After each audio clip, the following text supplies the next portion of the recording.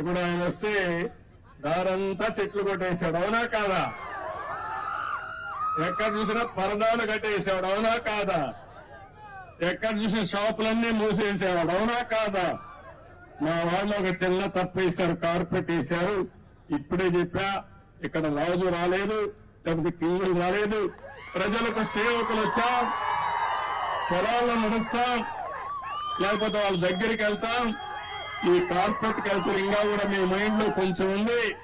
అధికార యంత్రాంగం మొత్తం మారాలి. నెక్స్ట్ టైం మాత్రం ఎక్కడా కార్పెట్ ఉండదు. ఉంటే కార్పెట్ వేసి వాళ్ళపైన యాక్షన్ తీసుకుంటా. ఎందుకంటున్నానంటే అందరం పుట్టింది మట్టిలో నుంచే, మళ్ళా చనిపోతే పోయేది మట్టిలోకి.